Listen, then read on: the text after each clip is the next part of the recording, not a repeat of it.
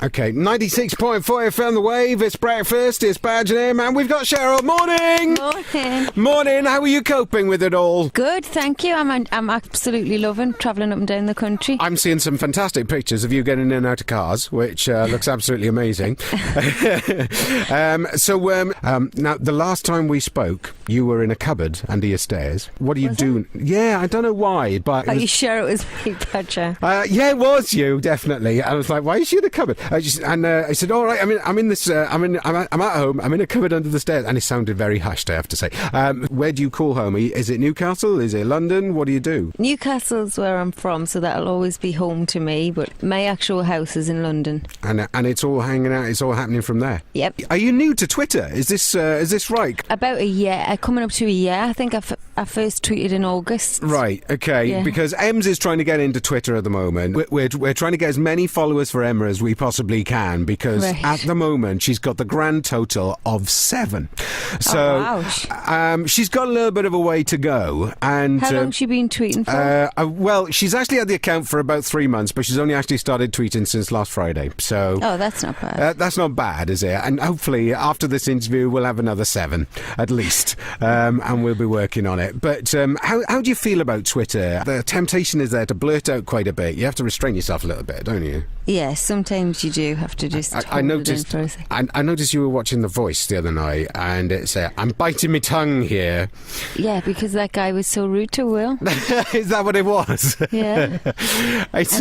I wanted to say something, but I refrained. Are there plans for you to be on The Voice? Is that... There's nothing set in stone yet, actually. I've only just started on my radio promo, so the TV will be the next thing, but I do love the show. Does it sort of bring it... when you see that kind of thing going on, does it bring it back to you when you're a contestant ever in the show? You know, when you've done that kind of thing? Not so much now. I mean, I feel like I've been through the intensity of my career at its height when I was on X Factor for the first time as a solo artist. Yeah. There's nothing can beat that feeling.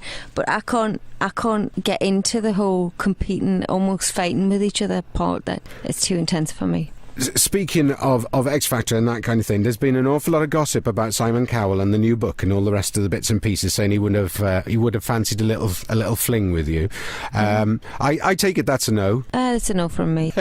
If you're ever in the market again to set the agenda of where you go next with a man, what ideally are you going to be looking for from now on? Who said it's a man? Okay. If you're ever in the market for a lifelong relationship, what would be setting the agenda for you now? Just someone that wants to have a laugh and doesn't take everything so seriously. Understands my position as well.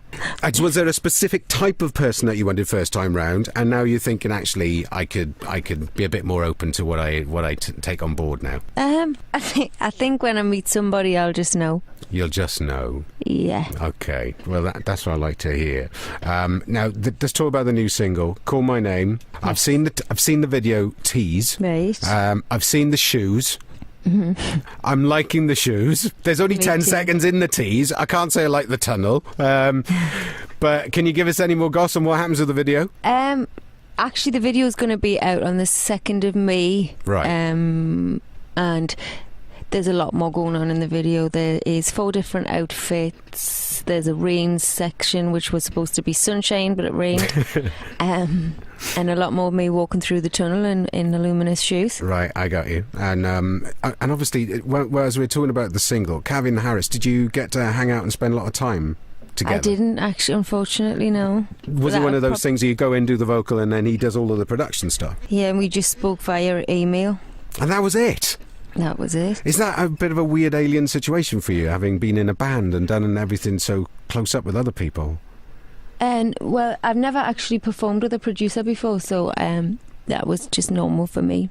I can imagine it must be quite a difficult sort of thing when you're sort of stood in a room and think you don't actually know what it's going to sound like at the end. Or that's the same with old songs, though. Even the songs that you write, you never really know how it's going to come out at the end. Well, we've run out of time. I will say good luck with the single, and thanks so much for coming on the show. Thanks, Roger. And good luck with finding that man or woman, Cheryl. Thank you. Thank you. Thanks. Cheryl on the way. Thank you. Let's have a little listen to the new single, "Call My Name."